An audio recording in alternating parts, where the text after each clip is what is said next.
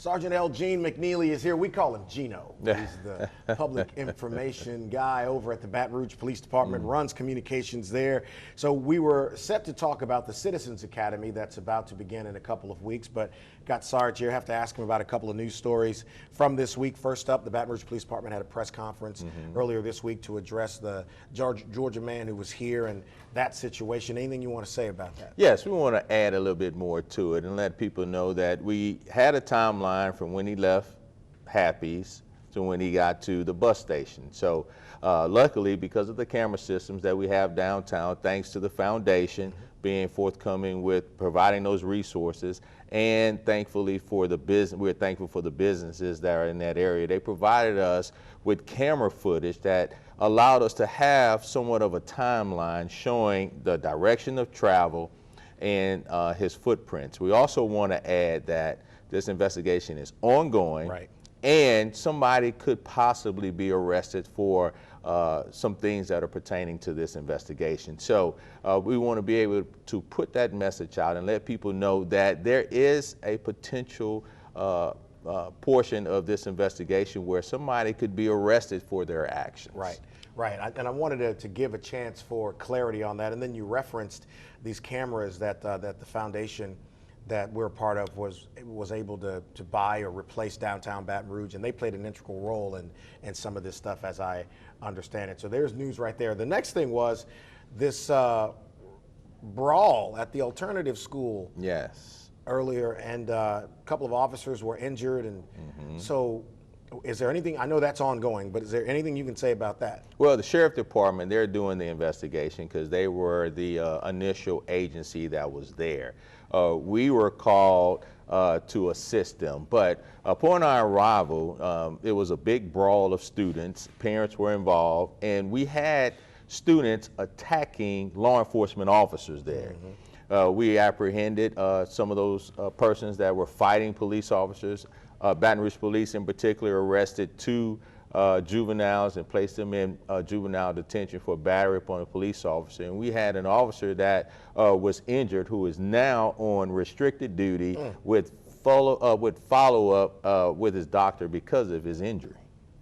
Have you ever seen anything like that before? No, not to that level, a magnitude of disruption with all the students and the parents. Yeah. You know, so we see that there's a major problem. We're working with the school system in an attempt to resolve that issue.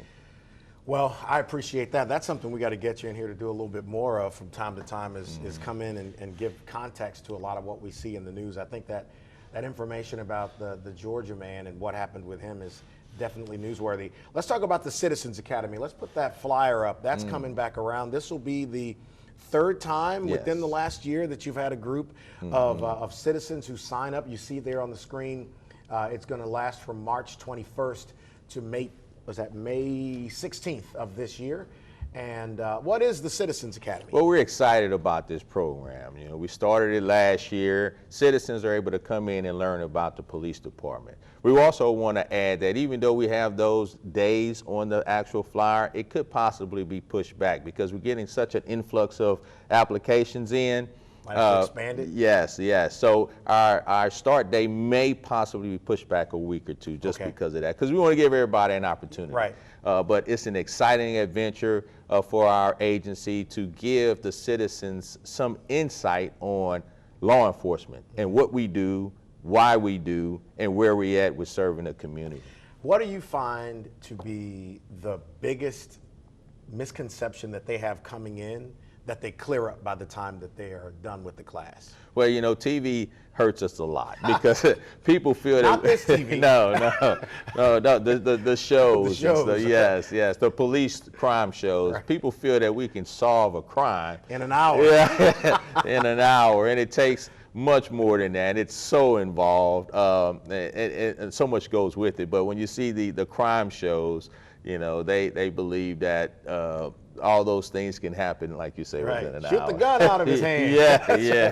And you know, the information, so I was a part of one of the discussions that you had where people can talk about their perceptions, and I think that is so healthy for y'all to dialogue with them. What's been the biggest win, in your opinion, doing this Citizens Academy? Just as you said, it's a change in perception. People come in with an idea of what they think from sitting on their sofa and seeing the news and seeing things are happening throughout the city and throughout the country. But it changes perception because it gives you an insight to see what's actually going on in the inner workings. And you also get an opportunity to develop a relationship with some law enforcement. So you have direct contact with the chief. You have direct contact with people that are making things happen in Baton Rouge. So overall perception, we've seen hugs, we've seen people crying, you know, it's been an awesome thing. It's great, and this is the third one. So that's the Citizens Academy. As of right now, it's set to start on March 21st. If it's going to be moved back, we'll get Gino back here to give you the update on that. Sarge, I appreciate you coming on and talking with us. No, thank you for having me. Let's talk about Michael Irvin. Even though he's a former Cowboy, and you know how I feel about the Dallas Cowboys, his story is compelling. Dietrich Moore is going to be here on the set to talk with you about that next.